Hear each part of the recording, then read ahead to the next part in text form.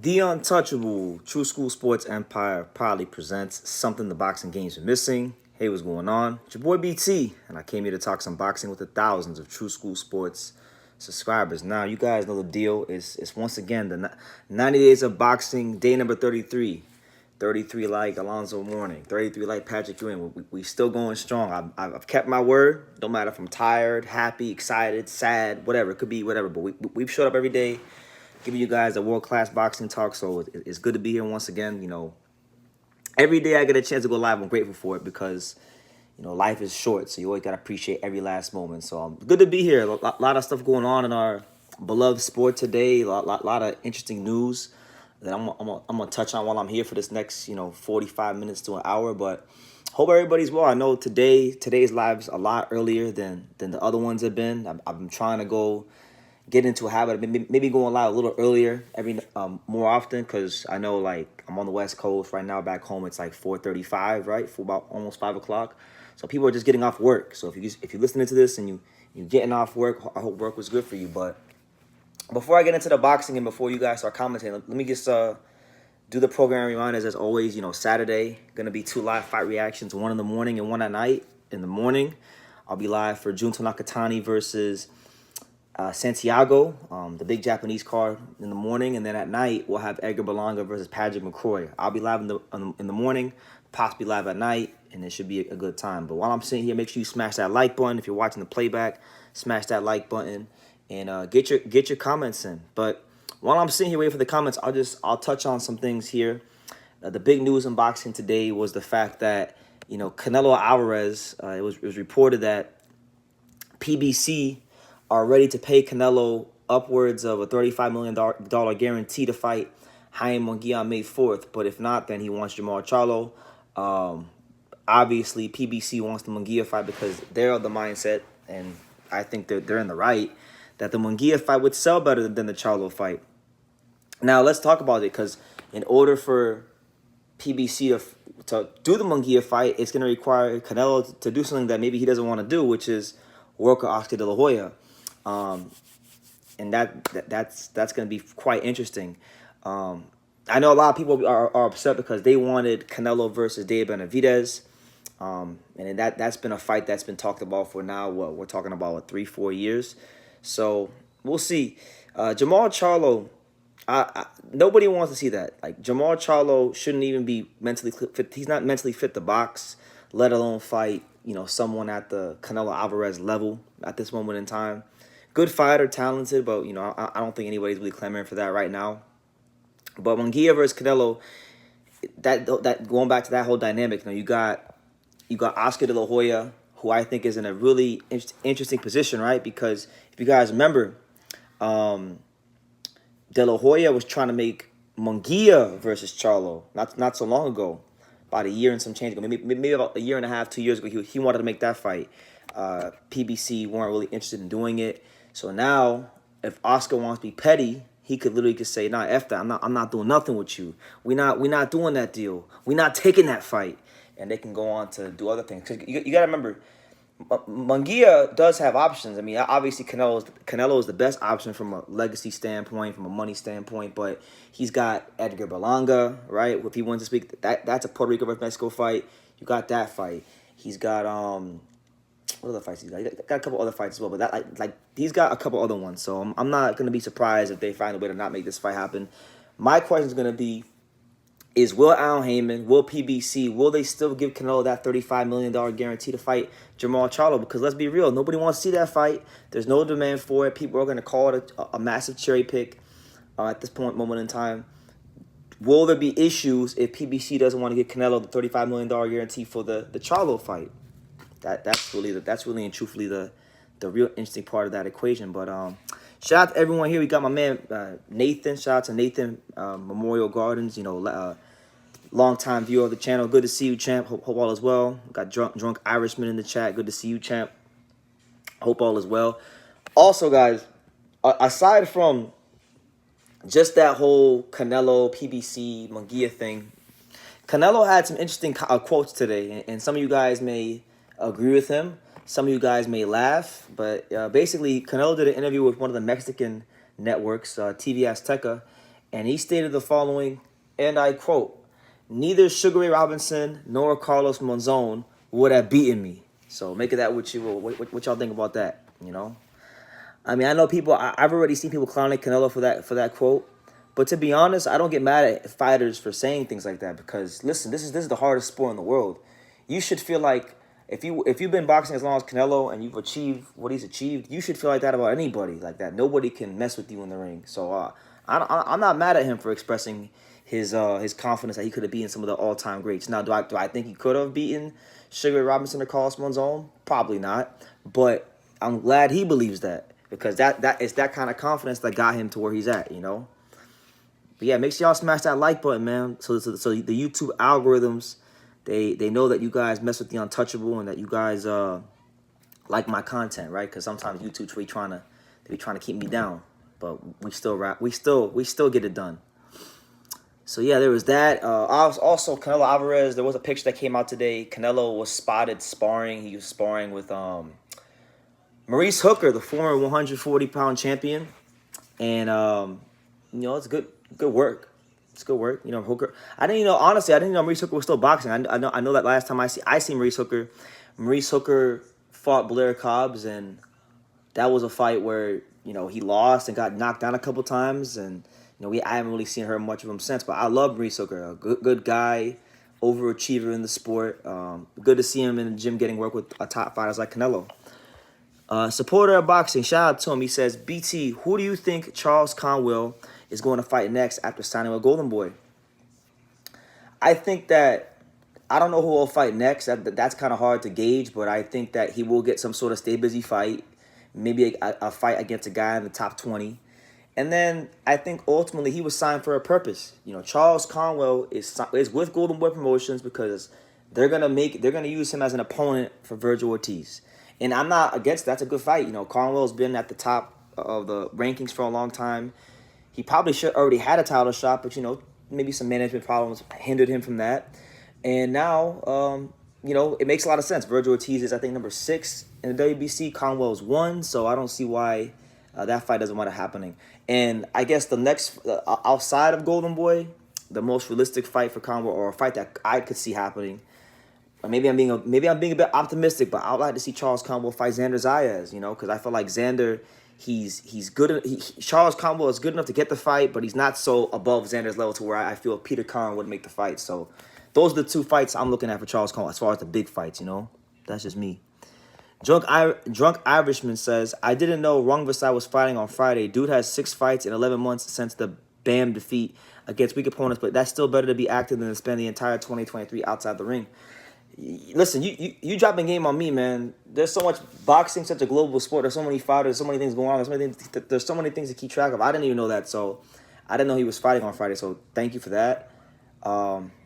He's staying active. I know Ron Visai has had some fights since the BAM fight, but I didn't know he was fighting this Friday. So look, man, I like to see Ron Visai, fight for a title again or become relevant.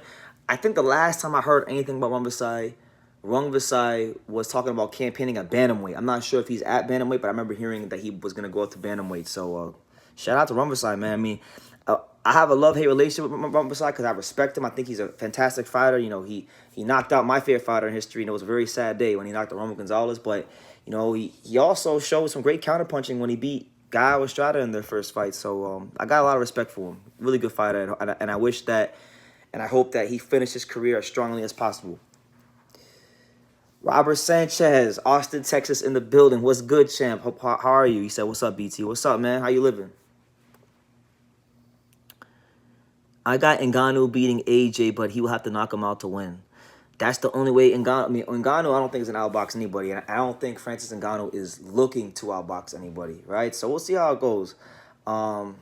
Personally, I got nothing against Francis. I think Francis is a nice person. He's a professional, right? We all laughed at Francis and we all took him as a joke, and everyone took it as a joke when he fought Fury except Francis himself. So credit to him for being professional and taking boxing serious and showing the sport its respect. But truthfully, for me, I want AJ to knock him out. Just not because I have anything against Francis. It's just like the MMA community has been mad annoying with that fight with Fury.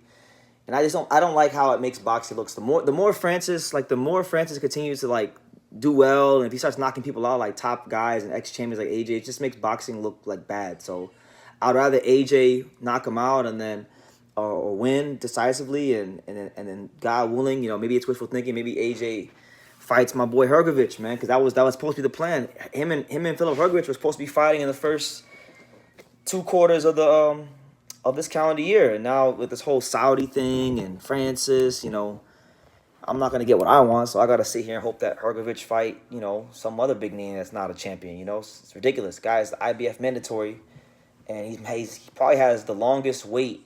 He's gonna wind up having one of the longest weights of any mandatory challenger in boxing history. So it's crazy. Also, I'll say this too about just what's going on in boxing. By the way, Ryan Garcia and Devin Haney's press conferences are gonna be, I think there's one on Tuesday next week, and I think one on Wednesday or Thursday. So get ready for that. Get ready for that whole thing. He says, I guess Rick Glazer was right about the Canelo news. Look, man, I'm going to tell y'all something about Rick. Now, I know a lot of people don't like Rick. I've literally had arguments. When I was in Orlando at the WBA convention, all respect to the Donaires. Like, I love the Donaires. They're great people. But, I was arguing with Rachel Donaire about Rick Glazer. And I wasn't even trying to argue, but it came up. I'm going to say it like this. Rick Glazer has been right about a lot of things. He gets criticized about a lot of things. And I'll say it like this. Anybody in boxing, I don't care if it's fighters, I don't care if it's trainers, I don't care if it's people like Rick. Anybody in boxing that I decide to associate myself with, you can bet your bottom dollar they are credible. And that's all I'll say about that. Anybody who I vouch for or can say anything good about, or that I feel confident enough to associate myself with them, I can vouch for them. From fighters to trainers to anyone. So it's no different with Rick.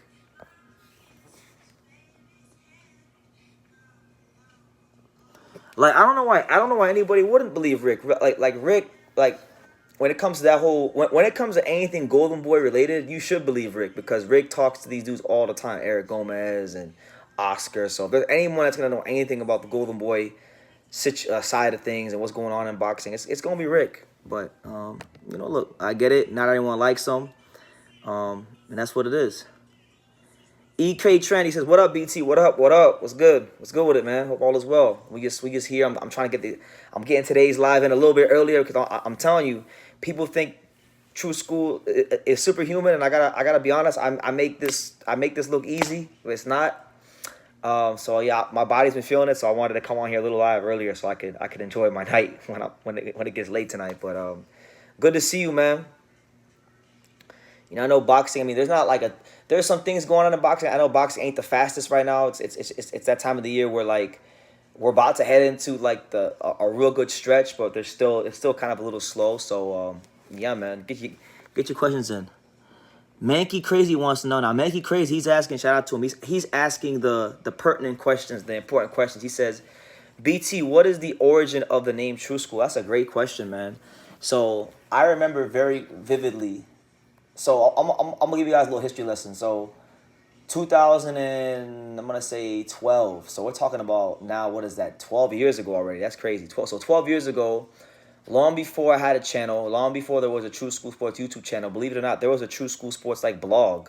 I used to type articles and stuff when I was 17, 18. And I remember I was trying to figure out the name for my channel. I was sitting in the Dania Beach Library one day, and I just started writing stuff down. So I remember with old school sports, new school sports. I think the other name I wrote down was water cooler sports. Just weird bad names, really bad names. And then I remember at the time, what was it, 2 Chainz? Yeah, 2 Chainz. He used to say true all the time. And then I had heard the term True School in rap songs before. I couldn't remember I couldn't remember what rap songs I heard him in, but I heard him in some rap songs. So then I just wrote it down. I googled up what the hell does True School mean, and True School just means you're neither old school nor new school. You have the elements of both. And then so I wrote it down, and it just stuck. So that's kind of how I came up with it. But yeah, hope that answered your question. PBC is finally making a decent fight. Yeah, but I mean, and I'm happy about that. They're gonna make some good fights.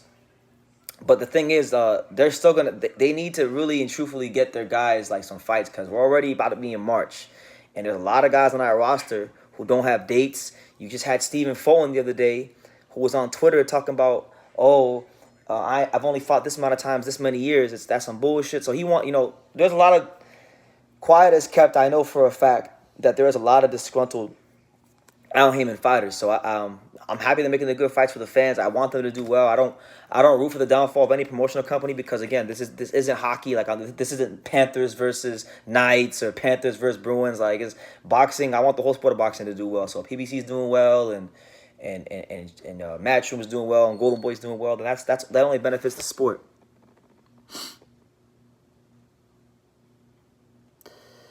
Mankey Crazy says, BT, you should host a massive live stream on day 90 and invite us to call in. What do you think?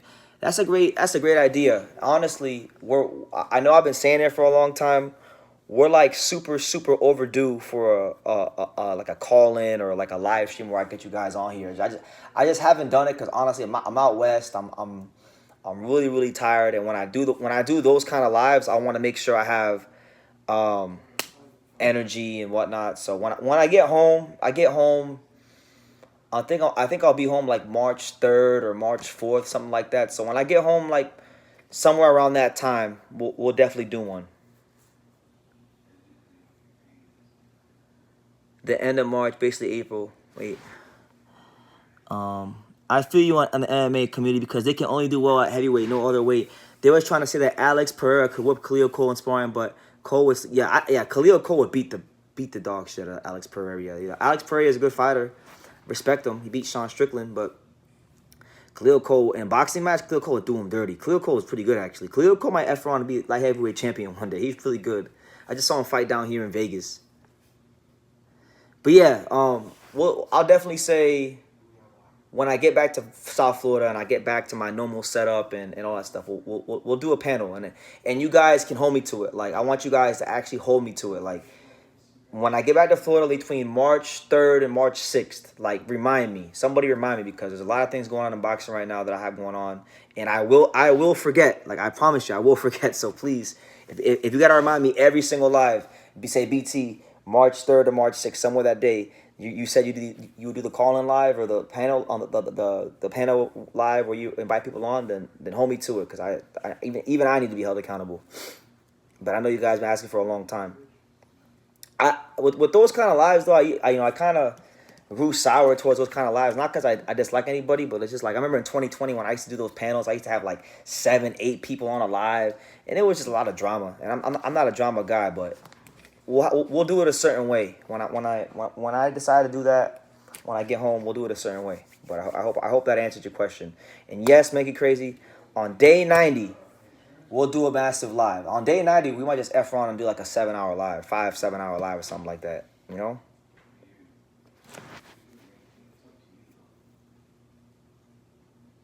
But yeah, what's good with it, guys? Make sure you smash that like button. We here. The untouchable True School Sports Empire. Day number 33. We don't get tired, we get better. Went live at Top Rank Gym. We went live at Taco Tuesday. You never know on what day where I'll be when I'm live. Another thing too I found interesting, guys. I saw that Danny Garcia came out the woodwork. He came out the dual drums, and you could add Danny Garcia to the list. Danny Garcia is out here calling out Conor Benn. And I'm really getting annoyed at these fighters calling out Conor Benn, not because like you're giving Conor Benn and Eddie Hearn like too much of an ego stroke. Like it's just too many fighters calling out Conor Benn. Like O'Shaquie Foster just called out Conor Benn. O'Shaquie Foster is a 30-pounder. He's not gonna fight Conor Benn.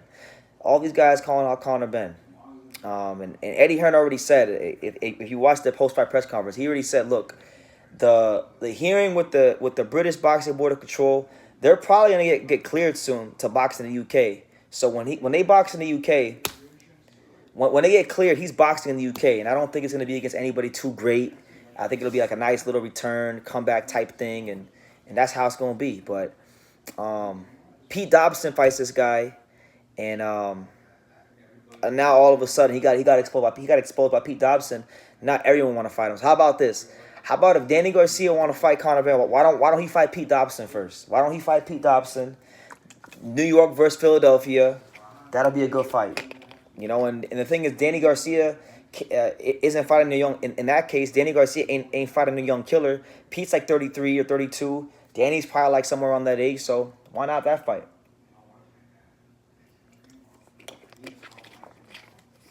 I know that's a fight in the past that when I've interviewed Pete, he said he wanted. So why not? Philly versus New York. Is Ford versus Odebek on a Thursday? I'm pretty sure Odebek versus Ford is on a. Pretty sure it's on a Saturday, but I'll check. Maybe you're right.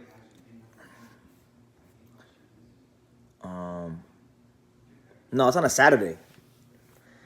It's on a Saturday out there in Verona, New York, at the Turning Stone. I'll be there. I'll be in Verona at the fights. So expect some good content and expect a good night of fights. I've never been to upstate New York. I know it's gonna be cold, so I'm prepared to freeze. But should be a good fight. We've talked about that fight so many times here.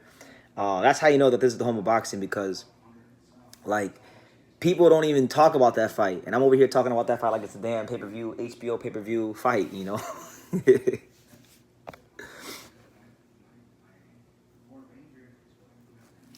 But yeah, get your boxing, and hell, you know, I'm a little tired right now, but get your even non-box related questions in. We'll answer anything. When is Top Rank gonna have a big event like Pac-Man versus Margarito? They don't have any mainstream stars. Only they know that. I think right now, when you look at the Top Rank stable, they're just really focused on developing their young guys. They're not really thinking so much about now. I feel like Top Rank, if you just look at the way that they're moving their guys, they're more so concerned about the future. So Shushu Carrington, Jared Anderson, Dula Mason, Emmy Vargas, you know, them kind of guys. That's their primary focus. From what that's what I think. Should there be a Curiel Nochinga 3? Absolutely. I would love to see Curiel versus Nochinga 3. Because the first fight you had Curiel completely destroy Nochinga in the upset of the year. Then Nochinga comes back and wins, but in a great knockout fashion while he was down on the cards to become champion again. But I think if they're going to do a third fight, they got to do it in South Africa. Because Nochinga has won his world title. Both times he won the world title. The first time he won it on Mexican soil. The second time he won it on Mexican soil. Give him a nice fight in South Africa. I know the South Africans will show up for it. I know Eddie Hearn is very big on boxing globally and being in different markets. So I feel like that would be the move. Go to South Africa, and if Curiel is really the goods, Curiel will find a way to beat Nochinga in his hometown the way Nochinga knocked him out in front of his home people, you know? That's how I see it. Who should Canelo fight next? I want Benavidez, but I ain't mad at Jaime Munguia. Who should Canelo fight? Listen, if good old BT in True School was the commissioner of boxing, Canelo Alvarez would be fighting Dave Morrell Jr. That's what he'd be fighting. He'd be fighting the freaking youngest, strongest killer there is in the division. And a guy that also happens to be number one in the WBA, and I believe he might be number one in one of the other sanctioning bodies as well. That's what he'd be fighting. If it was up to me, shit. Canelo should thank his lucky stars that those decisions are left up to me, because he wouldn't be sitting here at 68 twiddling his thumbs fighting non-168 pounders. He'd be having to fight real competition. That's why I think he should fight, but they don't let me make those kind of decisions. So he's gonna probably fight like Munguia or Charlo or something like that. I took a look at the 168 rankings, and there are a lot of undefeated fighters. They should all fight each other. You can literally go through like pretty much any weight class in boxing where there's mainstream stars is like that. Welterweight was like that. 68's like that. 135 is like that. A lot of these fighters, managers, and handlers, they don't want to put these guys in. They don't want to put them in because they feel like, oh, if they take one loss, you know, then that hurts their market value. But look at I'm gonna bring his name up again. Look at Pistol Pete Dobson, who just fought Conor Benn. He lost to Conor Benn. He lost his but he has people saying, I want to see him fight again. I want to see him back in the ring again. And to me, sometimes that's just as valuable as winning. Not just winning, but or losing, but more so how you perform. Are people gonna be excited when you sign the dotted line and you got a fight coming up? I feel like if you can get people excited about you in that regard, to where whether you win or lose, anytime they see you got a fight coming up, they're gonna tune in. Then you win in my eyes, because there's a lot of guys who are champions that nobody cares about. Just being honest. Next Gen Combat, what's good, champ? How you living? I'm all right, man. I'm a little tired, but we here. We thugging it out, doing the 90 days of boxing, day 33. Conor Benn versus Cody Crowley. That's a good fight. Conor's not taking that fight because, number one, Cody just got ordered by the IBF to fight Boots, and Cody's still live enough of a dog to where Eddie's not gonna make that fight. You know, they at this point, I think Eddie understands that Conor Benn is gonna need to be in some sort of big money fight. So they tried the whole Gervonta thing. That was never gonna happen. I think ultimately, look, the end goal in all this, because that Pete Davidson fight showed that Conor Benn is liable to lose at any moment. So if Matchroom, Kevin Rooney, the matchmakers, the fine folks there, if they really want to make some money on Conor Benn, they got to try to get that Eubank fight done as quick as possible, or get some sort of big money fight in the welterweight division at 54 or something, because he's gonna lose soon. He's going to lose. He's fun to watch. He's a good fighter, but he's very beatable. How can Benavidez get the fight at 175 if there's no 175 pounders and PBC? Well, first he has to move up. So the first step is actually stating with intent, hey, I'm David Benavidez and I'm moving into the light heavyweight division. He can start with that. After he does that, then, you know, right now PBC is weird, right? Because a lot of these guys are being allowed to fight on, you know, Luis Ortiz is fighting on Top Rank, you know, his next fight. Deontay just fought in Saudi, so it's not as far-fetched as you think for David Benavidez to go to 175 and go get some fights. It all depends on really does Samson Lukowitz like the fights for him? If Samson likes the fights, then the fights will happen. And Billy versus Jaime Munguia. And Billy, listen, Christian and Billy against anybody is a fun fight. Again, it goes back to what I was just saying. Christian and Billy is one of those guys. As somebody who sits here and flaps his gums all day about boxing, he's one of those guys that when I see he has a fight coming up, I get excited. It doesn't matter that he's not champion. It doesn't matter that he may not be champion or might. I don't know. I don't know if he's gonna be champion or not. But anytime Christian and Billy's fighting, I'm gonna get excited. Why? Because Christian and Billy's fun to watch. And at the end of the day, while this is a sport, it's also entertainment, and I want to enjoy what I'm watching. And every time I watch Christian and Billy fight, I enjoy it. I saw Diego Pacheco's next opponent's highlights. He seems pretty good. I know Pacheco has a good style, but the odds seem kind of juicy for an upset. I forgot the dude's name. I saw the guy's name. I haven't even done my homework on him yet, but I heard he's good. The guy he's fighting next, I forgot his name. I'm gonna look him up right now.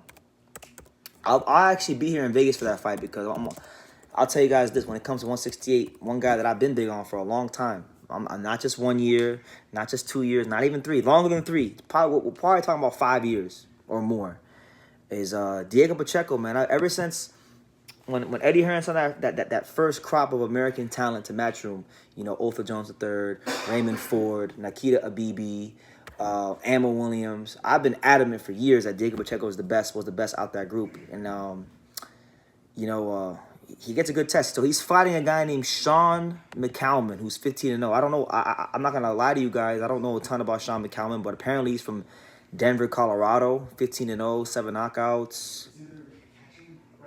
He's got some good wins. He's got one. So this dude actually has a win against Money Powell IV. Money Powell IV is a solid fighter. He also has a win against Vaughn Alexander. Okay, so this dude's been doing his thing. I'll have to watch him, but you know, just going off the resume, it looks like he's got something about him. Because those are good fighters he's beating. You know, those aren't no cupcake opponents. Money Powell IV, you know, Vaughn Alexander. These are hard guys to beat at an early stage of your career. So I'm sure I'll know more once the fight happens. But I'll be here in Vegas for that fight, because Zoo Thurman fight the 30th. Pacheco fights the week after. So yeah, I'll be here for that fight. I should be. Christian and Billy is not here for a long time. Yeah, he ain't here for a long time, but he's here for a good time. You know, his style doesn't last long. I can see Benavidez picking him apart. He's so small but jacked. Again, Benavidez would have to fight him. And really, again, it goes back to what I said earlier. If I was the commissioner of boxing, that's who Benavidez be fighting next, because Benavidez wants to stay at 68. He wants to sit here and chase this freaking freckle-faced midget around. Okay, well, why are you doing that, and why he's not fighting you? You fighting your number one contender, Christian and Billy. That's what he be doing. But no, we can't have that. You know, boxing gonna let Benavidez just sit around and do whatever and cry and complain. Nah, if you want to stay at 68 and wait, Bully, fight Christian and Billy, your number one contender. That's how I feel.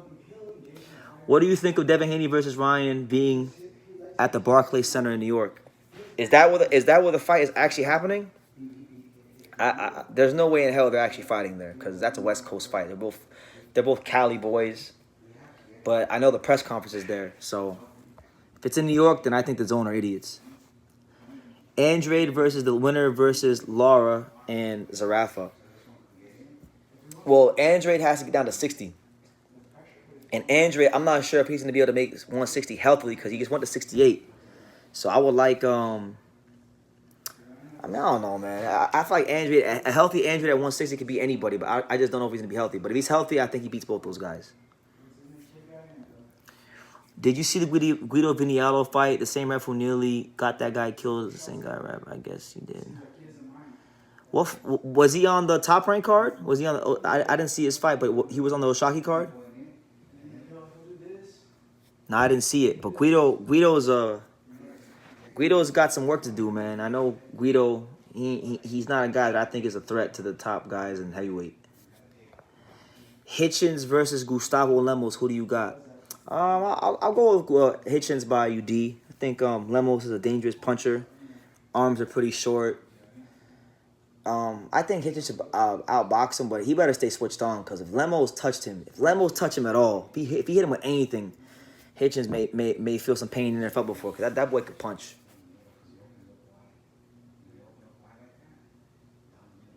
Is it? No, are you serious? That fight's really on the East Coast? Because I read it earlier. I read that they were having the press conference at the Barclays Center, but they're having the actual fight in Brooklyn. That's weird. Hold on. So Oscar said that it's... Wow. You're right. This fight is really happening at the Barclays Center, April 20th, New York City. Well, shit. I mean, that's kind of odd. I always assumed that'd be a Cali fight, but look, man, I know the last day of 90 Days of Boxing here on True School Sports will be April 19th. So who knows, man? Maybe we could end 90 Days of Boxing that fight week with a nice long stream, and then go to the fight, and then I'm gonna need me a nice little 4 or 5 day break. But that's weird. I wonder why they're fighting in New York City, because they're both Cali boys. They're both from that's like one of the most West Coast fights in boxing. So why is it way over in New York? Devin hasn't fought in New York in years, or at all. I don't even think Devin's fought in New York at all. I could be wrong. Maybe he fought there once against Zaru Abdullayev, but just weird. He said Devin Haney wants to be Tank. Tank is like the only dude who fights at the Barclays. Yeah, the Barclays is a PBC venue. BT, what do you think of Suleiman technology and 5 judges? What's Suleiman technology? Is that what he said? He wanted 5 judges? That's cool. I mean, I think boxing should have judges.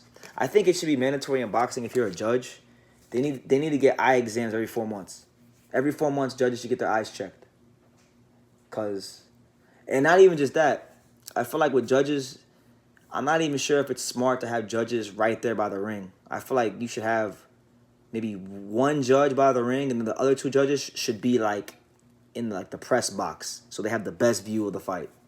That's how I feel, because a lot of times you go to these fights, and I see it sometimes too. Like when I'm at fights, I've sat next to the ring, and the fight looks one way when you're right near the ring, and then you go home and you watch it on TV, and it's like you're watching a whole different fight. So I feel like if they're gonna change judging in boxing, judges should literally have their eyes checked every 4 to 6 months, so that the vision is good, and then they should have judges, 1 judge near the ring, and then 2 judges like in the press box with a good view. EK Tran says, Scrappy put his foot down. Ioka had 2 rematches with Franco and fought a cab driver. Don't be surprised if Golden Boy wins the purse bid because they want their guy to get a fair shake. Yeah, I've been following that, man. What was it? Ioka. So Kazuto Ioka was supposed to fight Scrappy, John Ramirez, for mandatory. He filed an exemption to try to, not get out the fight, and then I guess Scrappy wants that fight, which I'm happy because I'm really and truthfully just tired in boxing of mandatories getting the short end of the stick. Like, what's the point of having a ranking system if you don't honor the damn mandatory challenger? That's happening at 130 right now. Like, Otar Aronosian literally beat a former WBA champion to win an eliminator, and he's being forced to sit behind and wait behind the #2 contender who's getting a title shot against Lamont Roach. So I'm happy. Do your thing, Scrappy. Put your foot down. Don't let them disrespect you, champ. BT, if you had a magic stick that can change anything in boxing, what would you change? It's a great question. If I could, I would. I think I just said it, man. I think if I had it my way, I feel like mandatory challenges would be valued more, because we have all these ranking systems in boxing, but then there's bylaws and there's and then there's all these different there's all the different fine print for sanctioning bodies to not honor their own rules. So I think if I could change anything in boxing, mandatory challengers would be treated fairly, because the Philip Hergovich thing with the IBF is bullshit. Otar Aronosian with WBA is bullshit. What else? I mean, there's so many cases of guys who do the right thing, that they fight the guys in the top 10 and the top 5, and they become mandatory challenger, and then the sanctioning bodies will literally break the damn rules, and the mandatory challenger gets the sword in the stick when they did everything right. They actually did everything the correct way.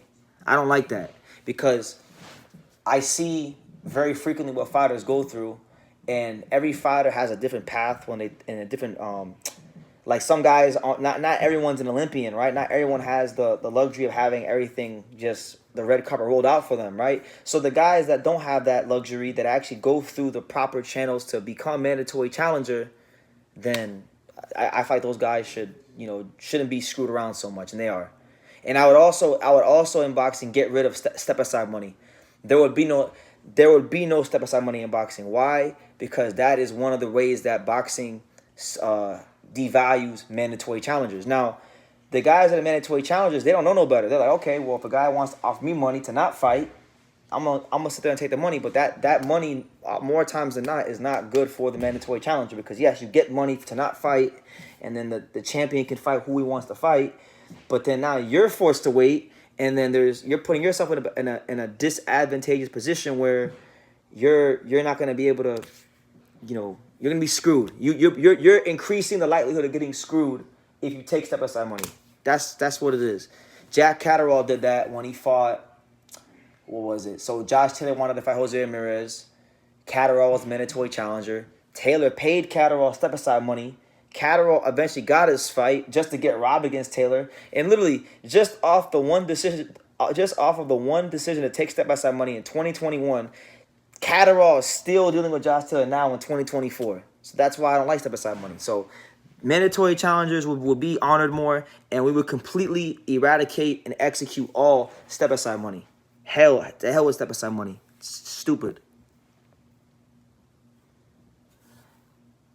EK Tran says, what about Michael Alfred? It's been a year since he fought. Yeah, again, guys like him too.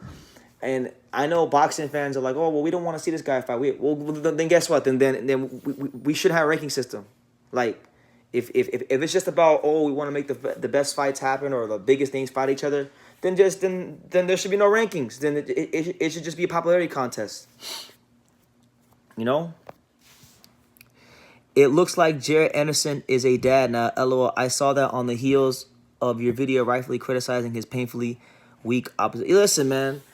Jared Anderson owes me an apology. He was going off me on Twitter about a month ago because I was saying that he going to fight Ajit Kabayel next, and he's not going to fight no damn Phil Hergovich, because, that's not a fight. I really feel like he doesn't want that fight. No matter what he says and no matter how much time he cries, I don't think he wants that fight. And for good reason, because he knows what happened to him if he took that fight. I gave him too much credit, honestly. Like, I thought he would fight in Najee Caballero, but Caballero got ordered to fight. I think Frank Sanchez by WBC. I knew that he wasn't gonna take that fight. So I gave him too much credit. He's fighting, bro. He's not even fighting a heavyweight. Like Jared Anderson is. He's not even fighting. He's fighting Riyad Mary, who I'm not gonna sit here and act like I know a ton about, but I know a little bit about him. I know enough to know that he's not a real heavyweight. He fought at cruiserweight. He got knocked out by one of the current cruiserweight champions, Arsen Goulamirian. Then he also fought that Chinese dude that just fought for the Bridgerweight eliminator, Zhou Zhang, whatever his name is, and that's who he's fighting. That's not me hating. That's facts. So, I don't know if he picked that opponent or Top Rank, but really and truthfully, man, like Top Rank gotta do better than that. Cause him beating up on Riyad Mary is not really doing a lot to show what kind of fighter he is. You don't gotta baby him no more. Like Jared Anderson is he's a legitimate, credible top 15 contender in the heavyweight division. It's okay for him to fight the Martin Bacolis and the guys that are ranked. Those are the kind of guys he should be fighting, but he's not fighting those guys. He's not even fighting heavyweight. He's literally not even fighting heavyweight. Like, it's ridiculous.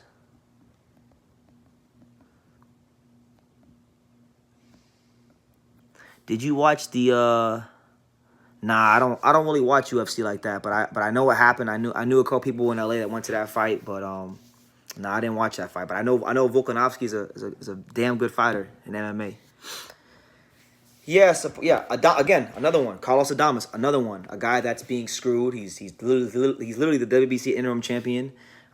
Through no fault of his own, he's being forced to wait for a title shot because Jamal Charlo is getting special preferential treatment by the WBC. So if I had it my way, we would just completely get to a place in boxing where the mandatory challenges don't get disrespected and devalued because it's happening too much, and I hate it. That's actually one of the things I can honestly say. Like, I don't hate many things about boxing, but if I could say like the top 3 things I hate most about the politics of boxing is mandatory challengers consistently getting screwed over. It happens in every weight class, and I get it. Boxing's a business. I know at the end of the day it's about making money.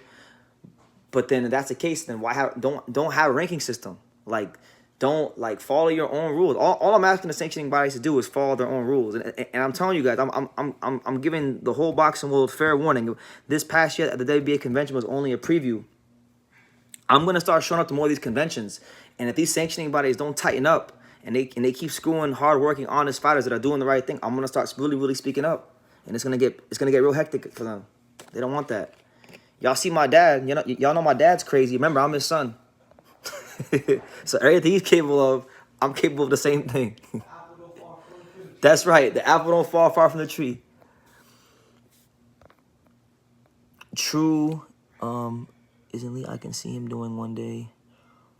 Who are you talking about, Next Gen? Who's Illa? True Illa is an elite. Who's Illa? Daniel Rubin, what's good? Shout out to the fine folks at ProBox TV. You guys know the drill. Good fighters and great fights. He says, BT, where you at? I'm still in Las Vegas, man. I'm still here.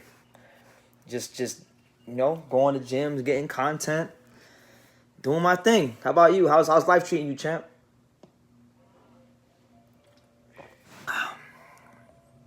Oh man. Shout out to my guy, Idel Perez. He says, what up, True School? Salute from Compton. Shout out to my guy Idel Perez, man. I was there at the fights, Jojo Diaz. I was interviewing the one Mexican fighter that got a draw with Sasha Tudor. And after I got done interviewing him, Idel was like, he said, True School. He said, True School, what's up, man? I watch your content. And he was really cool with me. So I appreciate you, Idel. Hope all is well. Shout out to the fine folks in Compton. They say people in Compton aren't so nice, but, I had a good experience.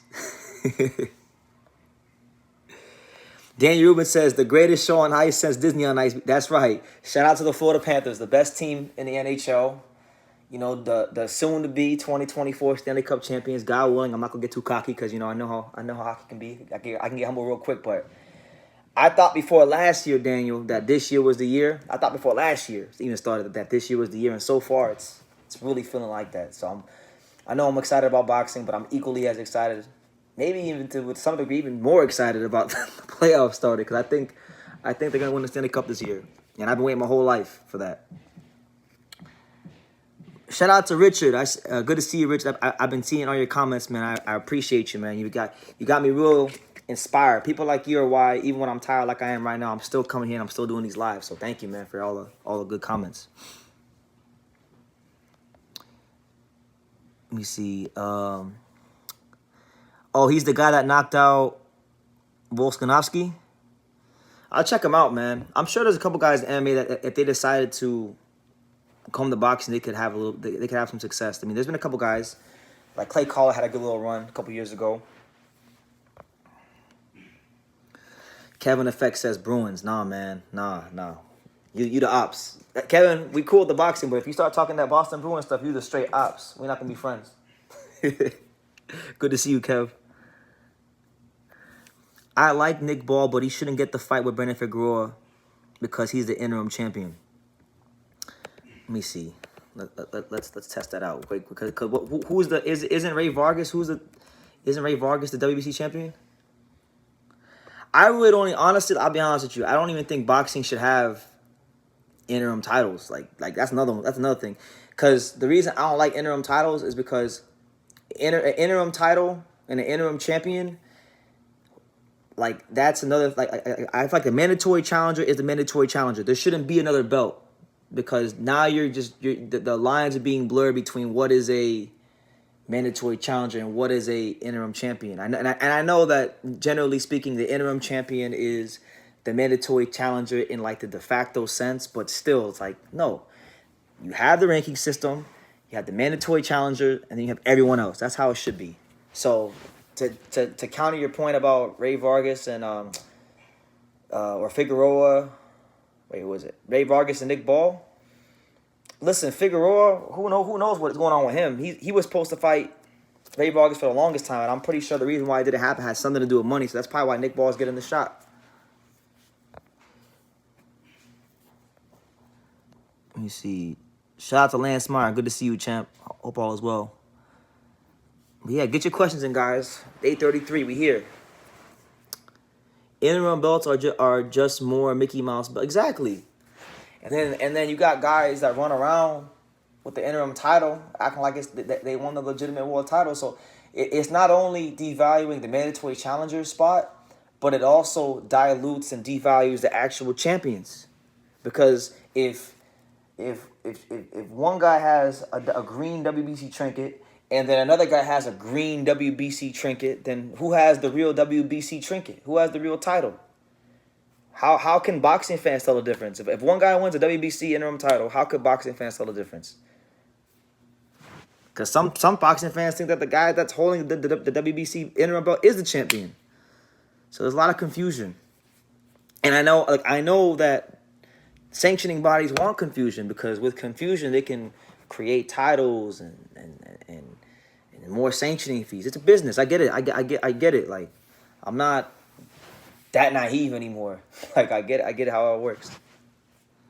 Richard says fans are confused. And look, listen, sometimes I'm up to my eyeballs in boxing. I know if I'm having a hard time understanding certain things, there's no way that the average Joe Schmo is going to understand things. BT, who do you got versus Chris Miller-Smith in Reactport 2? That's a good fight, man. That was a good fight in 2019. They fought for the British title. It was close. It's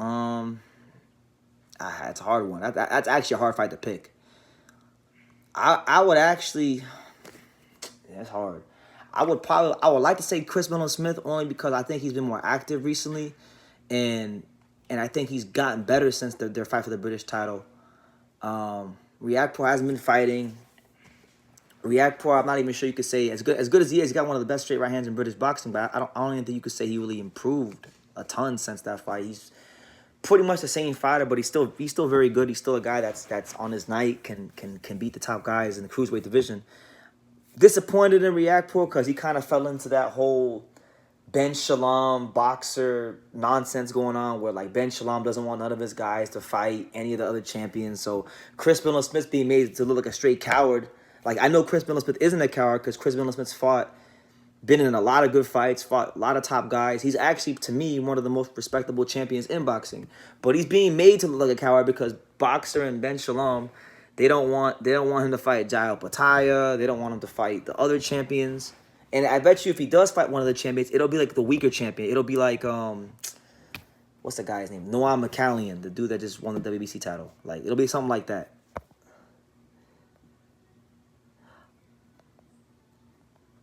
Let me see who else. Man, I don't want to beat the 147 landscape subject to death, but I believe the reason Boots might fight Crowley is because Barrios is having a baby, and he said he wouldn't be ready. What Bosie said. Who's Barrios having a baby? Did he get Omar? I mean, it's not my business, but like, if it's gonna affect boxing, you know, who's having this kid? um,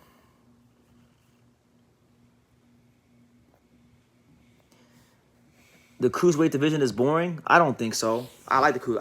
It's boring because there's not a lot of like Americans and there's not like a ton of Mexicans. I get it. Like a lot of people don't care for it because it's like it really for the most part is a European division. But I've always enjoyed the cruiserweight division. I feel like the fights are pretty competitive and there's some solid fighters there. Like you got Jai Pataya, Chris Billum Smith.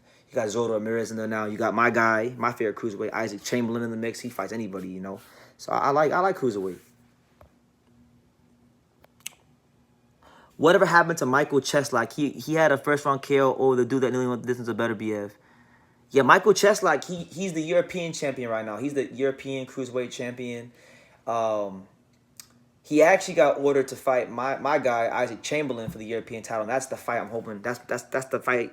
Fingers crossed. I'm hoping happens because if Isaac Chamberlain beats Isaac just won the British title, and then if Isaac beats Michael Cheslak, then that gets Isaac Chamberlain close to the world title shot. And I really want him. Like, there's one fighter. Like, if I had to make a list of the top 5 fighters, I would love to see become a world champion. He'd be on it because I remember Isaac when he was training down in South Florida when Eddie Hearn got rid of him and after the Okolie loss, and then like I saw some things like I mean I don't want to get into his personal stuff, but like, I saw some things with his career, and it's like I really appreciate his career.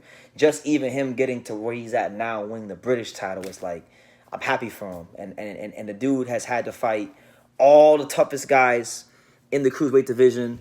To me, he's like one of the realest fighters in the cruiserweight division. So I feel like he should be afforded the opportunity to fight for the world title if he keeps winning his fights. And so far, he's been doing that. I know Ben Shalom, going back to Ben Shalom and Boxer, like they keep trying to make this corny Vidal Riley fight.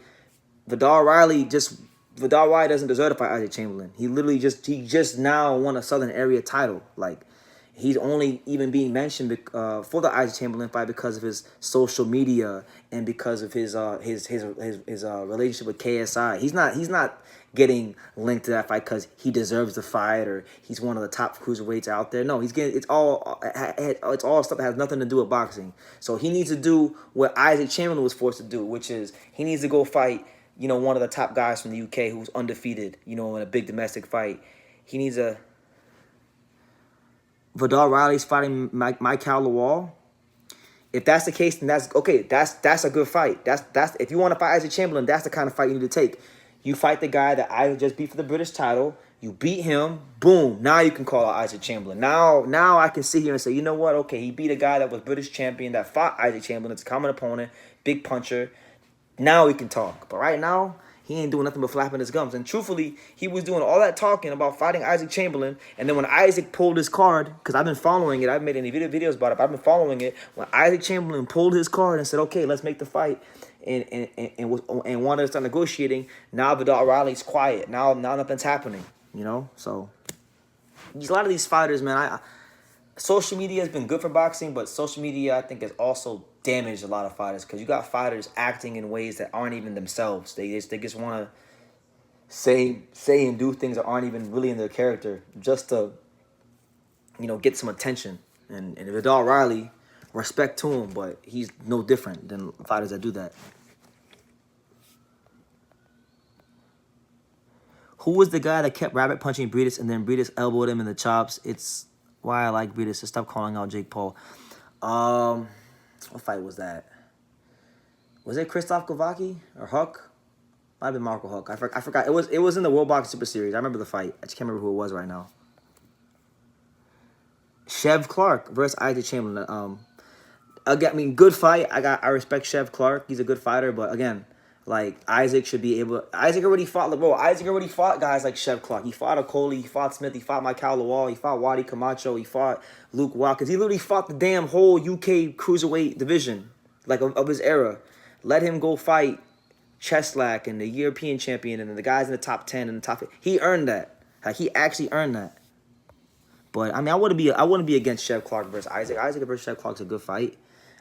Me personally, as someone that knows what he went through in his career, I feel like I actually feel like it's disrespectful. Like it's to the point where it's disrespectful for these guys to want to fight Isaac Chamberlain that have not even fought one. They haven't even fought one undefeated cruiserweight yet. Like you got guys who have not fought one undefeated, top young cruiserweight, and they just want to go and boom, you fight Isaac Chamberlain. Like they didn't even do 1/4 of the work Isaac did, but they just want to fight Isaac. Nah, you do what he did. You go that route. Isaac earned his stripes in the cruiserweight division. What is your favorite PBC fight of all time? That's a great question. My favorite PBC fight of all time? It's a couple. Porter Thurman was really good. Glavaki versus Huck was really good. Ryan Carl versus Jose Quesada. That's an underrated classic. That was a good fight. Angelo Leo versus Tremaine Williams. That when him winning the world title, that was a good one. Stephen Fulton versus Brandon Figueroa was good. There's a lot of good fights. They've had a lot of good fights that I've enjoyed.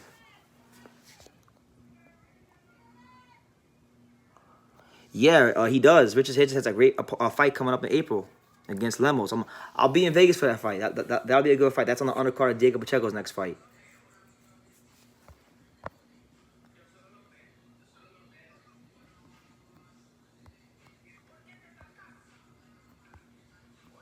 That's a good song. Laugh like I'm Rick and Morty. I'm really small, but I can fight, but I'ma still up that pole. Y'all know that song? Stanionis is the new elf on the shelf. Yeah, man, it's sad what's happening to his career. Yeah, cruiserweight is a straight Eastern European division. That's why people don't like it.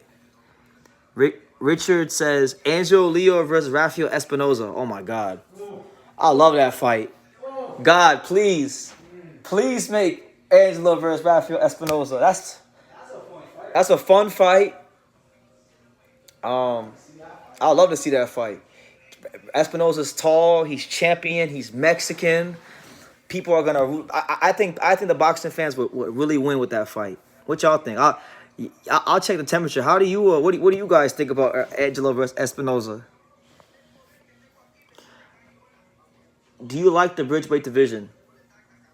I've seen some fights. I saw the first fight with Oscar Rivas and Ryan Ruzicki. It's just weird. Like, I'm not the biggest fan. I just don't. It's already hard enough following 18 weight classes in boxing, and I don't even know how I do that. So to add another one, it's like, really? Really? That's kind of how I feel. Richard says that he thinks that Espinoza versus Angelo is a 50-50 fight. Hey, I respect your opinion. I got a lot of respect for Espinoza. I was there when he won the title. It was one of the best fights I've ever seen live. Espinoza is actually probably one of my favorite fighters in the featherweight division. But I don't think that's a 50-50 fight. Just honestly, good fighter. Sharp. I think he'll get better as champion, but I don't know if I agree on the 50-50 thing. Supporter Boxing says Lee Wood versus Angelo Leo. Man, that's a good fight too. I don't know if Lee Wood would want that fight, but it's a good fight. Oh man, y'all are asking some really that's not a question I can answer. Angela has to answer that question. What fight got you into boxing? The first fight I ever watched was Felix Trinidad versus Bernard Hopkins. Where's Pops, BT? He's back home in South Florida. I'm in Las Vegas for like another week and a half or so. So yeah, he's back home. You'll see Pops back in these lives in the beginning of the next month. He said like Eric Morales or Lee. What are you talking about, Richard? What do you mean like Eric Morales? I was telling my grandpa about the Mexican featherweights like Brandon and Espinosa for Inoue to fight, and he said their long bodies are going to be like feeding troughs like pigs to eat from Inoue. Yeah, I can see that because, if you just look at, like, in the past when Inoue fought guys with that particular body type, when he fought, like, Jamie McDonald. McDonald was a tall, long British fighter. Inoue chopped him up bad. But I don't think those guys are quite like McDonald, those guys, I think, have a different style. I would love to see Inoue versus, like, for me, look, there are some fighters, it doesn't matter which opponent they fight. There's just guys in boxing that you just want to see him fight, period. Espinoza is one of them guys to me. To me, he became one of those guys that night.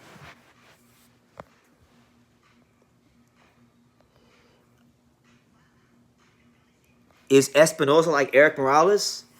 I mean, he's good. I like him. I would not say that. No, absolutely not. But he's very good. I like him. I got nothing bad to say about him. I think they're going to make Cordina and Lee Wood and then freeze out my man Eduardo Sugar Nunez out like the BS you allude to. Exactly.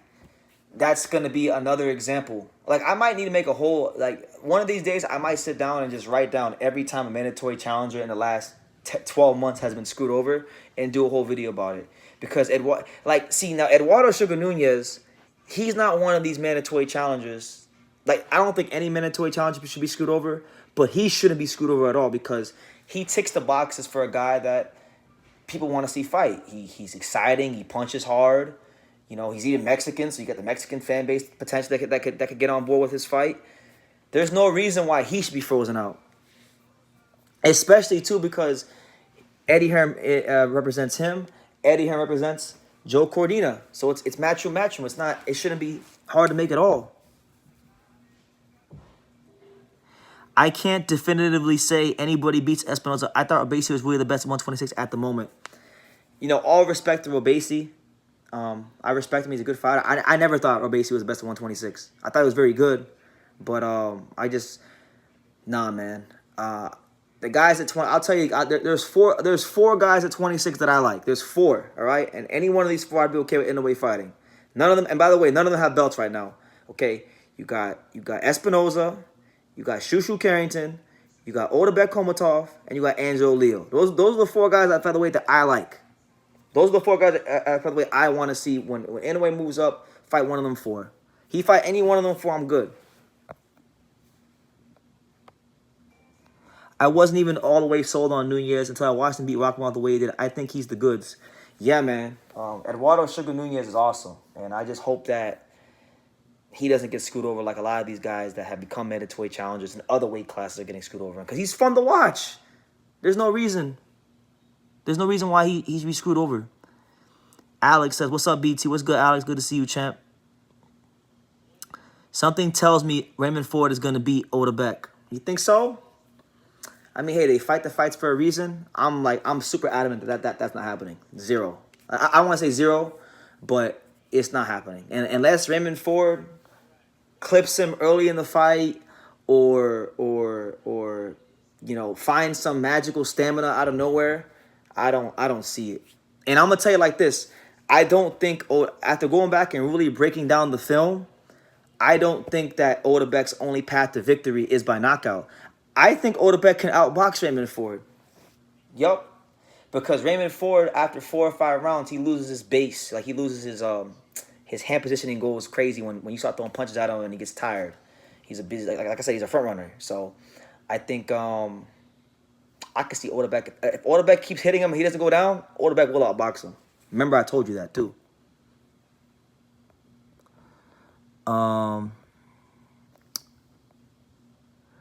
I'm into the heavyweight division right now, and I think that Fury and Usyk are both hurting the division. Fury doesn't fight anyone. Neither one of them are the best. Exactly. And it's really screwing over a lot of guys because the guys in the middle, like the guys like Parker, Hrgovic, even AJ, these guys are being forced to wait these ridiculously absurd long timetables. So we'll see.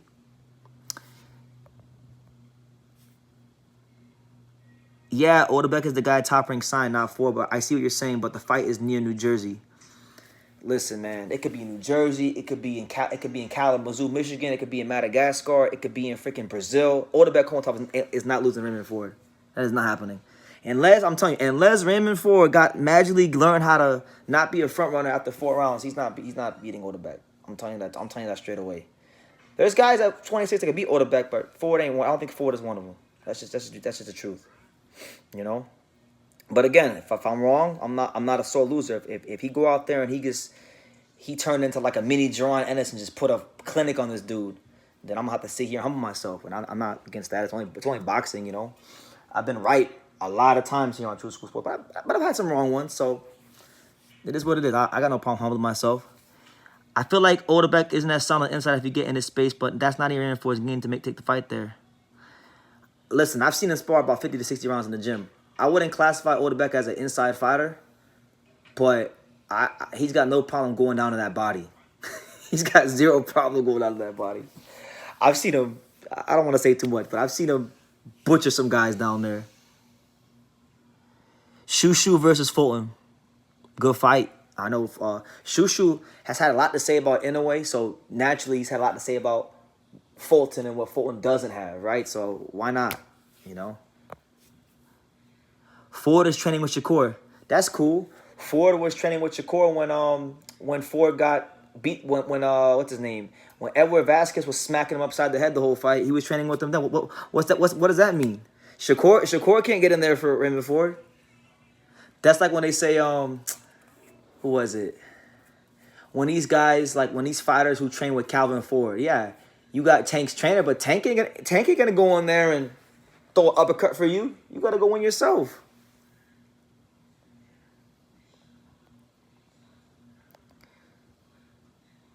The Uzbeks are coming. Listen, the Uzbeks are here, and they've been here, you know. How is that going to help? You see how Jared Anderson gets clipped by gatekeepers pulling straight back from shots? I have no idea what... I'm going to take some time this week, because maybe, look, I'm a fair guy. I don't like when boxing fans downplay fighters they're not familiar with, because, you know, sometimes when there's fighters that I know personally that... You know, when they get a big fight and boxing fans start talking about them, I don't like when they get put down. So I don't want to do the same thing to other fighters. So I'm going to take some time, and I'm going to actually watch Riyad Mary. I'm going to watch his fights. I'm going to study him a little bit. And I'm going to see what exactly could Jared Anderson learn from that fight. Because, you know, he got stopped at cruiserweight. He got stopped at cruiserweight by freaking Arslan Goulamirian. Like, he barely beat Tony Yoka. And Tony Yoka was a fantastic amateur. He won the gold medal and everything. But Tony Yoka as a pro, let's just be real. I don't want to put him down, but it's just the truth. Tony Yoka sucks as a pro. He hasn't been good. Anybody who was decent, he lost to. So it's like, come on, man. Like, I'm supposed to think that Jared Anderson, y'all are selling Jared Anderson to me as the next Riddick Bowe. And I'm the wrong guy to tell that to. I'm the wrong person to say that to. You know, you're talking to somebody that I spent hours with Riddick Bowe, talking about boxing with Riddick Bowe. He literally wrapped my hands. He literally some days trained me in the gym. I'm the wrong person to tell that to. You know, I know how good Riddick Bowe. Like, I actually know to the deepest degree how great Riddick Bowe truly was, because I know how smart he was. Because when I talked to him about boxing, all the things I learned from him, like, he was the man. Like, so don't go around making these little frivolous comparisons, and then you got him out here fighting, you know, these freaking Serbians and dudes from the Ivory Coast that got knocked out by cruiserweights. Like, we're not having that here on True School Sports. Oshaki Foster versus Inoue. I mean, Inoue said he's not going up to 130, but that'd be a cool fight. Hyro said, this is how I know you only check BoxRec and not watch the actual fight. The Arslan fight was competitive. Okay. So, bro, first of all, Hyro, I've forgotten more about boxing than you've ever watched. Let's kill the noise on that. I've watched more boxing just in today, like on the the 21st, on February 21st, just in this day, I've watched more boxing than you've watched in the last year. That's just the truth.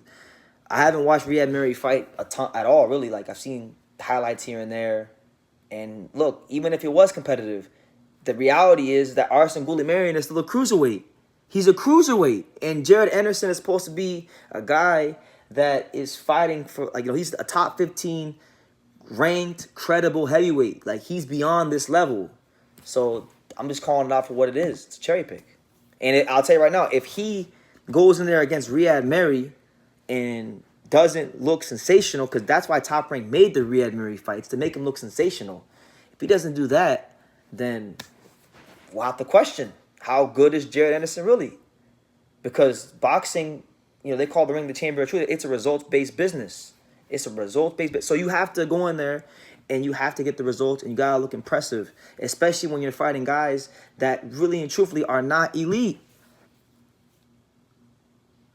You can't even remember which fighter won which belt most of the time.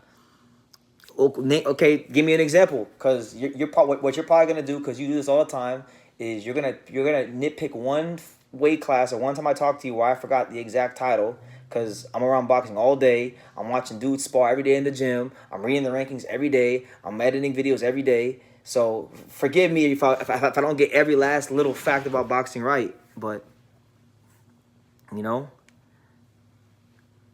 just be honest, Hyro. Just be honest and say, look, man, I'm hating on you, BT, because you're not dick riding PBC like me 24/7. Just say that.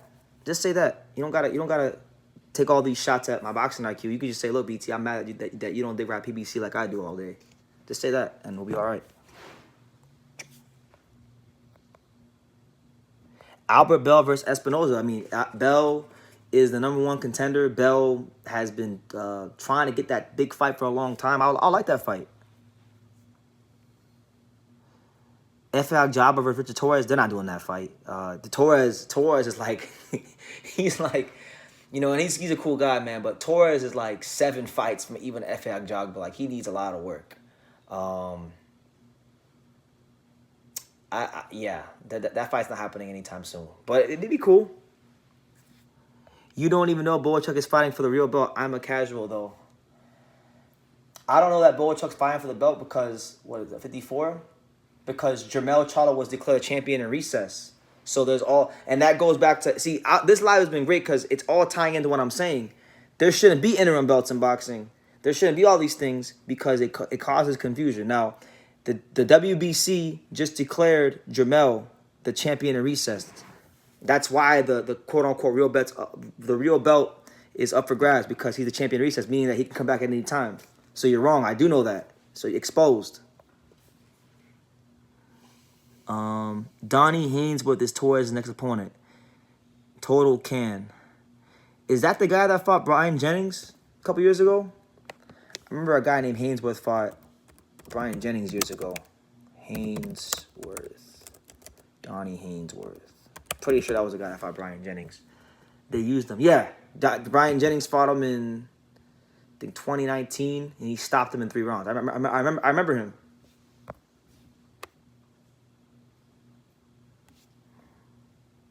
Should Matchroom revisit Liam Parr versus Regis Prograis? 100%. If they're not going to do Matias versus Parr next, then that was a fight that was supposed to happen for the WBC World title. If Parr was not fighting Matias for whatever the case may be, then go ahead, make the fight happen. BT, are you Latino? Extremely. My dad's Puerto Rican, full Puerto Rican. My mom, Dominican Cuban. I was born in the States, though, so... Yeah, man, I'm definitely Latino, but I need to sharpen up a little bit, I like El Gran Combo, I like Chalino Sanchez, I like Latin music, man, but I gotta work my Spanish. I definitely love Latin women, we know that, but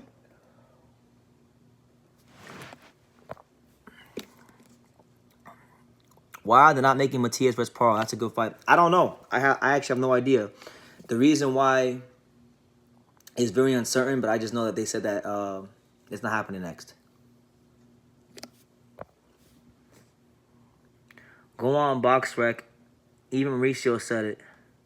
Fuck Mauricio. How about that? Like, Mauricio says a lot of things. All of a sudden, you want to dick ride Mauricio Sulaiman when it's convenient for Mauricio. Mauricio says a lot of things. You be hating on Mauricio Sulaiman, Hyro. All the time.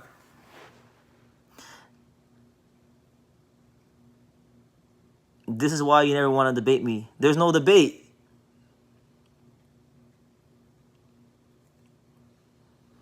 Because every talking point you have, legitimate or not, it's just going to be you dick riding PBC. Because you're the PBC unofficial spokesman. They should hire you. I wish they would just give you like a nice salary, man. Wish they'd give you a salary so you can go buy yourself 2-3 cars, a house, get you a little girlfriend, all that stuff. Then you'd be all right, Liam Parr versus Kurt Scobie. Kurt Scobie's a good fight. I like Kurt Scobie. Kurt Scobie is one of the more interesting fighters at 40. Strong, athletic, I want to know, like, who the hell is going to be his type of fight, because nobody really knows Kurt Scobie yet. He's dangerous. He can punch. There's not really a whole lot in fighting him. So I wonder, like, who Who's gonna like? See, he's gonna be another guy. I guarantee you guys. Mark my words. When Kurt Scobie becomes a mandatory challenger one day, he's gonna get screwed over somehow because that's where we're at in boxing. Mandatory challengers just don't get the luck of the draw. And if they do not get if they don't get screwed over, it's because they got somebody real powerful behind them, i.e. like Samson Lukowitz, Peter Kahn, someone like that, like a big influential, manager. I think Scobie would brutalize some of these top guys. Like who? Who do you think Kurt could beat right now? I like to hear this.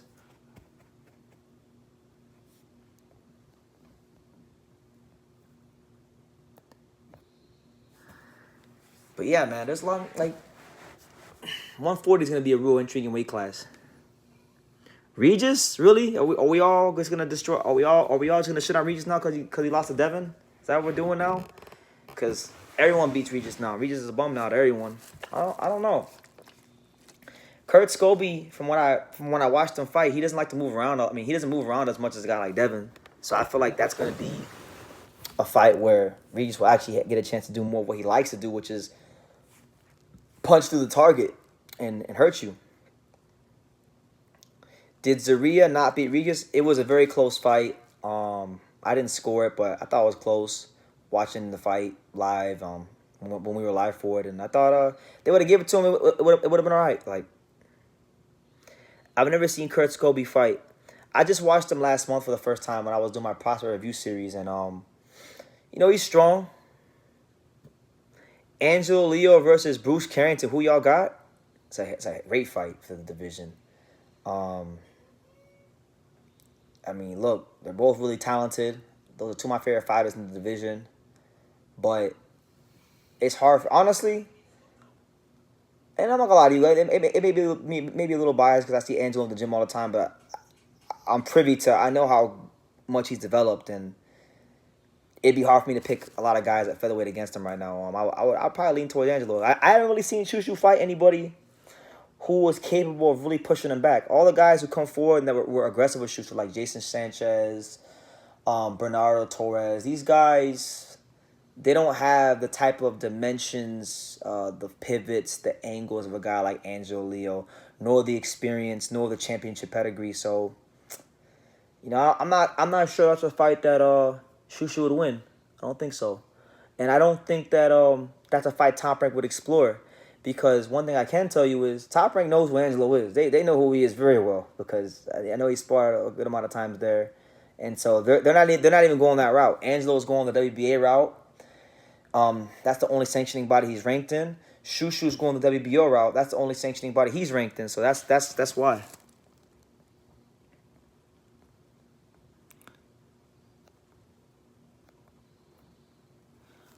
What do you think of the UK always losing to Mexican fighters? It's funny you say that because there was a dude who left a comment earlier, and he literally left a list of all the times Brits beat Mexicans in fights. I guess big. I didn't read the whole thing, but I saw a couple of them. Like he put like Ricky Hatton versus Castillo in there. I think recently the Brits have not been having a lot of good luck against the Mexicans, and it's just they're not the time right now. The Mexicans beating the shit out of them, but Nick Ball got a chance to, get one on the board for the Brits against the Mexicans when he fights Ray Vargas. And really, Ray Vargas is probably like one of the least exciting Mexican fighters in history. So I'll be going for Nick Ball to get that done. Turkey is a cool dude, but they haven't really done anything. That AJ card isn't even special. The last prominent. You're not wrong, Hyro. Turkey Al Sheikh needs to do more. But shit, PBC, you over here dick riding PBC, and they got one card scheduled. They got one card scheduled, Hyro. Boxing Magic Mechside says, Andre was called the boogeyman for a decade, but didn't last 10 rounds. Dude has had 2 tough rounds and called it a day. Yeah, I hear what you're saying, man. He got his ass whooped by Benavidez, but, remember, and I know, I don't think I forgot about you, man. I remember seeing you in my comments all the years ago talking about Canelo this, Canelo that. Remember, Benavidez fought Andre. Canelo didn't have confidence in the skills to fight Andre when they're at 54 and 60, so he doesn't get no credit for what Benavidez did. But yeah, I was disappointed with his performance. Yeah, it looked like he checked out, honestly, and he had only himself to blame for that. He should have stayed at 68 and kept defending his belt. He should have never won at 68, and I thought it was dumb to go to 68. But that's his decision. Boots versus Zoo. Who do I got? It's like that fight's never gonna happen. But they fought. Everyone would say Boots. I know everyone would probably say Boots because Boots beats everybody, even though Boots never everyone says Boots just beats everybody without him having to fight them. So I already know everyone's gonna say Boots. They can't beat Boots, but I like Tim Tszyu, man. Hyro says just wait for the rollout. What rollout? We're almost in March. The first quarter of the year is almost done. What rollout? At some point, Howard, you just gotta be real. You gotta call a spade a spade. Like, they're not in a good space. Like, yeah, they're putting on I like the card with Tszyu and Thurman. It's a fun card, but like, what rollout? We're still waiting. It's in March and we're still waiting. You got dudes signed to the damn company talking about they want to fight in Saudi. They want the dudes from PBC going to the Top Rank. Come on. Next gen brought up Brandon Lee. What is Brandon Lee doing? Where's he at?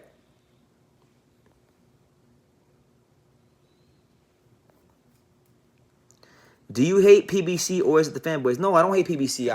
What's funny is people always say BT, you hate PBC. Bro, people, Earth, or what did TFM say? Humans. I know a lot of people at PBC. Like, I know Marcus Watson. I got Marcus Watson, Sam Watson's son. I got Marcus Watson's number in my phone. I can call him right now. I know him. I know a lot of guys at PBC. There's good people at PBC.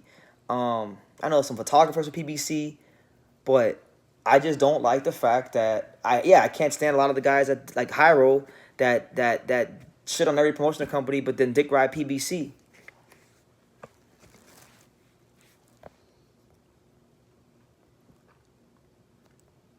All right, we're at 81 minutes, guys, so we'll make it an even 90, and then I'll get out of here. So 9 more minutes, and then we'll get out of here. Make sure you smash that like button, subscribe if you're new. Super chat if you want to as well. Show the kids some love, man. We here. It's day 33. We making it happen. Why are roofing promoters? That's corny. Like, this ain't hockey. I ain't rooting for the Panthers. I ain't rooting for Matthew Tkachuk and Sam Reinhart. I'm trying to just see some good fights, man. Hyro says, what do you mean I like Top Rank? Bro, you like them when we talk about Eddie Hearn, but you just now started liking Top Rank. That's a new thing. You started liking them when you watched that Rafael Espinoza card. But other than that, we know you're Emma Hyro. The chat, the people that come here Hyro all the time, they know what the deal is.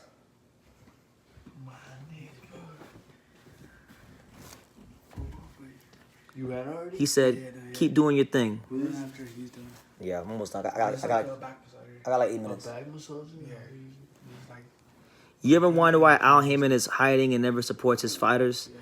He's just a really introvert. Like, I actually know a guy. There was a guy in L.A. Shout out to my boy Ken. He told me some interesting stories about Al Heyman. He's just a really introverted guy in general. Like, that's what I hear. Everyone says the same thing. He's introverted. He's real old school. Like, he has a flip phone, apparently. He writes everything down. That's what I hear about him. Yeah, that's what I hear. I heard he's in the stands, too. He's in the stands. I hear he wears disguises. Disguise. When people first saw Michael Jordan and LeBron James, we didn't need to see them against certain competition. Some people are just different. That's Boots. Yeah, but you can't really compare basketball players to fighters because, look, Michael Jordan and LeBron still had a playoff system where they had to play the best teams. Boxing is not like that. So in boxing, you actually do have to fight and show and improve. Like, LeBron had to eventually, stop getting his ass spanked by Tim Duncan in the finals all the time. And, he had to prove that he could become champion. And that's why he left Cleveland and he went to go join Dwayne Wade so Dwayne Wade could show him how to be a winner and not be, just a guy that was an all-star. Hyro says, Ken Mock produced WWE Tough Enough. He did, Hyro. Do I think that Bud will reign supreme at 154? He don't even want to fight at 154. He want to fight at 168. He want to fight Canelo. But I would like to see him go there. I think there's some great fights for him. Like him and Tim Tszyu to me is like the perfect fight. Like if Tim Tszyu beats Thurman, first fight here in Vegas, on a pay-per-view, that would set the stage for like Tim Tszyu versus Crawford. Are there any Japanese fighters we need to look out for? Oh, there's plenty. There's always Japanese fighters to look out for. I would say the one right now that I've been thinking a lot about recently is Hayato Tsutsumi, who's at featherweight. He's fighting the former bantamweight champion Anselmo Moreno. That'll be April 17th. Good fighter. People question his power and like how it's gonna do at the top level, but I think when you talk about the best Japanese fighter as far as like distance control, he's definitely up there. He's like top 2 or 3. He's really good.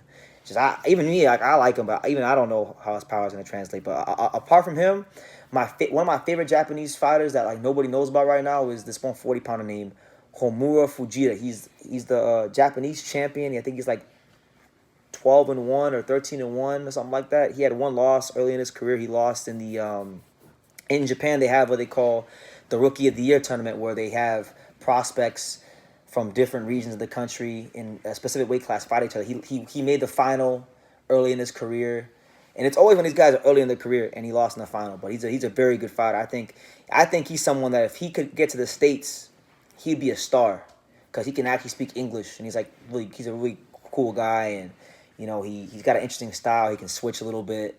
So, Homura Fujita, watch out for him. Let me see. Have you ever heard of Rikishi, like the wrestler? That's the only Rikishi I know. Yeah, Tim Tszyu would never I could never see a scenario where Tim Tszyu would duck a Terrence Carver fight. Just no way. That dude, even before like when I interviewed him, like I've been around so many fighters. I know when a fighter I can talk to a fighter and know if they're serious or not. The day I talked to him, I knew he was a serious fighter. You can use it more if you want to too. Alright, for sure. Benavidez and Canelo is a good fight. Yeah. You get your arms too. I feel like there's people who love boxing but talk about PBC out of nowhere, like Ring IQ and Rick Glazer. Yes, like that's why I think it's important. You gotta let love be the driving force of everything, right? Because there's people that know about boxing, but they're full of a lot of hate. And so like me, I don't hate PBC so much to where I'm gonna sit here and just shit on them all the time. They made great fights, but you gotta let love be the driving force. What you do. Crawford got more famous because of that Spence fight. He did. He got more famous, and good for him. I think Terrence Crawford is one of the fighters that deserves to be famous. Like, he deserves people to know who he is. He deserves to walk the streets of America and know who people is. But I just want to see him fight Tim Tszyu and Joel Ennis. And that's not a crime. Dudes never explain how Benavidez would beat Canelo. They never break it down. If Benavidez beats Canelo, I'll just tell you simply, like, if he beats Canelo, it's just going to be because of the volume. Canelo Alvarez likes to fight in spurts. When he started knocking guys out of 68, he started falling in love with his power a lot more. So if he beats him, he'll beat him off of straight volume and because of the fact that he's able to keep that guard tight enough. Because if he's gonna beat Canelo's gonna be looking to counterpunch the ribs, things like that. So I think so. Ruben Villa versus Conor Benn, really good fight if it ever happened. Conor Benn? Conor Benn versus not Ruben Villa, Roman Villa. Oh, I said, because they said Villa. You gotta fight him. Yeah. That's fucked up. Roman Villa versus Conor Benn. That's a good fight. That's the Venezuelan dude, right? That's the dude that fought Rashidi Ellis. And Boots. Be a good fight. I mean, look, those are the kind of fights I want to see. He fought Boca Chica, too. He fought Boca Chica, beat the brakes off Boca Chica. Yeah, Ruben. I know. Thank you, Dave. I know Ruben. That's why I started laughing at me because I said Ruben Villa. Because now, like, I've been seeing Ruben Villa so much. Like, I saw his coach in December. I just saw him a couple weeks ago here in Vegas. So like, I'm so programmed. I'm so programmed to I'm so programmed that now when I see Villa, I think of Ruben automatically. So, but that'd be a good fight. Yeah. How long can Benavidez keep that up? Here, I put a little coconut. I think Benavidez. I think he's capable enough of putting it, being able to out-volume Canelo for the whole fight. It's just that the only thing that could be a big deterrent for him is if Canelo is able to counterpunch in between and place those shots to the ribs. Let me see what else I got. I got like some other. But guys, look. On that note, look, guys, we're gonna hit the 90-minute mark. I hope you guys enjoyed the live. Last thing before I end the live, we'll be live twice on Saturday. Me in the morning, Pops at night. Me in the morning for Nakatani, Pops at night for Edgar Berlanga. So stay tuned for the live. Stay tuned for all the content coming out. There's still stuff scheduled to come out. There's shorts that are gonna be coming out soon. There's more interviews to get. There's so many things going on. I wish you guys. I wish I could sit here and tell you guys everything going on here on True School Sports, but I can't. There's something that I can't tell you guys, but. It's a great year. It's day 33. I can't believe we're on day 33 already. But I'll be live again tomorrow. And yeah, maybe tomorrow we'll spice things up a bit. So we'll see. I'll have some time to think about what tomorrow's like could be about. But yeah, you guys take care, be blessed, and like I say in every single one of these videos, you can love me or you can hate me, but I'm just a kid from Dania. So until next time, take care, guys.